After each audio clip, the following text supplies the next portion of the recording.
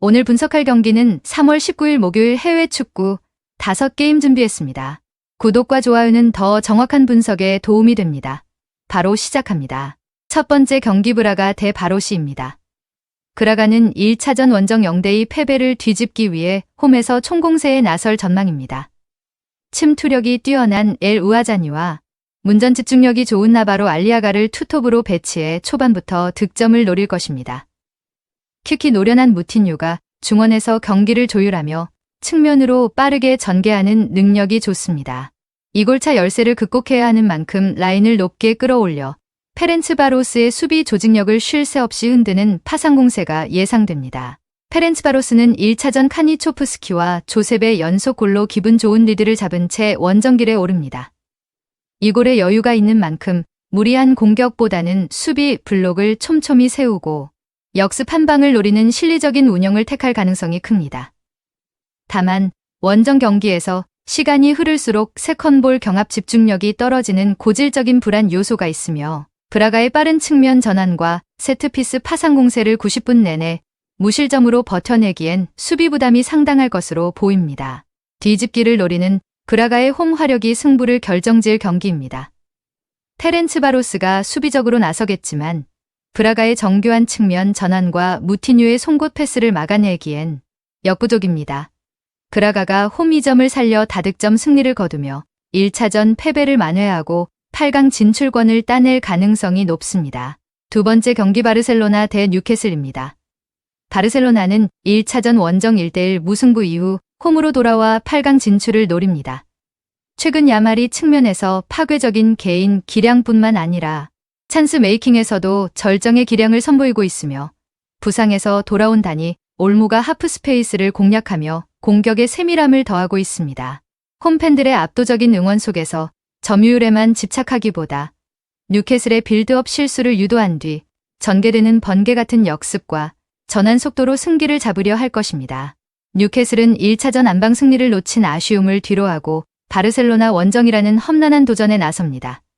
고든의 속도와 볼테마드의 문전 움직임은 여전히 위협적이지만 최근 중원에서 토날리를 거쳐 나가는 전진 패스의 타이밍이 반 박자씩 늦어지며 공격의 맥이 끊기는 장면이 잦아졌습니다. 라인을 올리고 공격적으로 임할 때 발생하는 배후 공간 노출은 바르셀로나의 빠른 공격수들에게 치명적인 약점이 될 수 있으며 원정 중압감을 어떻게 극복하느냐가 관건입니다. 전환의 정교함에서 승부가 갈릴 매치업입니다. 뉴캐슬이 득점을 위해 라인을 올리는 순간 라민 야말과 페란 토레스가 버티는 바르셀로나의 역습의 수비 블록이 붕괴될 가능성이 높습니다. 홈 2점과 공격 전개의 완성도를 고려할 때 바르셀로나가 다득점 승리를 거두며 합산 스코어 우위를 점할 것으로 보입니다. 세 번째 경기 리버풀 대 갈라타사라이입니다. 리버풀은 4-2-3-1 시스템 아래에서 맥 앨리스터를 기점으로 한 세컨볼 장악력이 매우 뛰어난 팀입니다. 전방의 에키티케가 박스 안에서 반박자 빠른 슈팅으로 수비의 타이밍을 뺐고 측면의 살라가 시선을 분산시키며 공간을 창출하는 유기적인 공격 전개가 돋보입니다. 특히 홈 안필드에서는 압박의 강도가 한층 높아지며 상대의 실책을 유도한 뒤 곧바로 연속 공격으로 이어나가는 설계가 리그 최정상급의 완성도를 자랑합니다. 토트넘은 콜로 무아니와 마티스 텔 등 젊고 파괴력 있는 공격진을 보유하고 있지만 중원의 안정감에서 큰 숙제를 안고 있습니다. 상대의 변칙적인 압박이 가해질 때 1차 경합 이후 흘러나오는 공을 지켜내지 못하는 세컨볼 대응 부재가 반복되며 수비 라인의 하중이 급격히 증가하는 흐름입니다. 사비 시몬스의 창의적인 패스로 반격을 노리겠지만 리버풀의 거센 압박 속에서 중원 주도권을 완전히 내주며 고전할 가능성이 높은 매치업입니다. 중원의 에너지 레벨과 세컨볼 집중력에서 승부가 갈릴 경기입니다. 맥 앨리스터가 허리를 장악하고 에키티케와 살라가 토트넘의 불안한 배후 공간을 집요하게 공략할 예정입니다. 토트넘의 수비 집중력이 후반으로 갈수록 급격히 저하되는 추세인 만큼 리버풀의 완승이 기대됩니다. 네 번째 경기 바이에른 대 아탈란타입니다. 바이에른 뮌헨은 1차전 원정에서 6대1이라는 기록적인 대승을 거두며 사실상 8강행을 확정지었습니다. 해리 케인이 내려와 수비를 유인하고 그나브리가 배후 공간을 타격하는 패턴은 알고도 막기 힘든 수준이며 고레츠카가 장악하는 중원의 에너지 레벨 또한 압도적입니다. 홈에서는 무리한 공세보다 템포 조절을 통해 상대의 조급함을 역이용할 여유가 있으며 전환 상황에서 보여주는 정교한 마무리 능력은 여전히 유럽 최고 수준을 유지하고 있습니다. 아탈란타는 기적이 필요한 상황입니다. 5골 차를 뒤집기 위해 스카마카와 사마르지치를 필두로 극단적인 전방 압박과 공격 숫자를 늘리는 운영이 불가피합니다. 때 루니 중심이 되어 중원 밸런스를 잡으려 노력하겠지만 라인을 높게 올릴수록 3백의 측면 노출이라는 치명적인 리스크를 떠안아야 합니다. 1차전에서 노출된 수비 복귀 속도 저하 문제가 해결되지 않는다면 만회를 위한 전진이 오히려 더 큰 참사로 이어질 수 있는 위험한 구조에 놓여 있습니다. 조급함과 여유의 극명한 대비가 스코어로 나타날 경기입니다.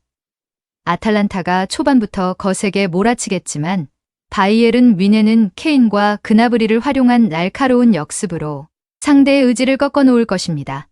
체급 차이와 전술적 상성을 고려할 때 뮌헨의 연승이 유력하며 다득점 양상이 예상됩니다.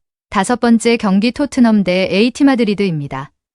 토트넘은 1차전 원정에서 2대5라는 뼈아픈 대패를 당하며 8강 진출에 빨간불이 켜졌습니다.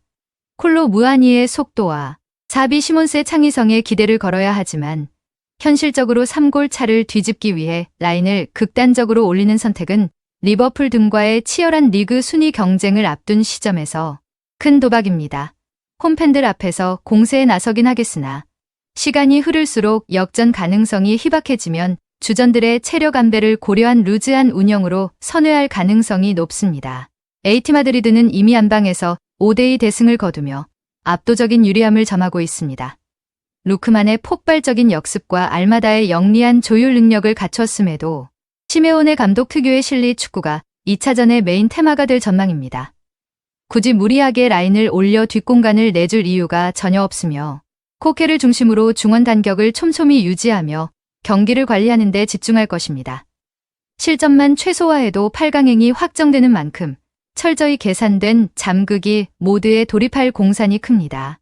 동기부여의 하락과 실리적 관리가 맞물리는 경기입니다. 토트넘은 추격의 의지가 꺾이는 순간 템포를 늦출 것이고 AT 마드리드는 애초에 무리할 이유가 없습니다. 양팀 모두 주말 리그 일정을 의식해 힘을 뺄 가능성이 높으며 지루한 공방전 끝에 저득점 무승부로 마무리될 확률이 높습니다. 오늘의 승부는 뮌헨, 리버풀, 바르셀로나, 그라가 승을 추천드립니다. 그 외 오늘의 조합픽은 텔레그램과 가족방에서 공유 중입니다. 오늘도 영상을 시청해주셔서 감사드립니다. 행운, 행복 가능한 하루 되시길 기원합니다.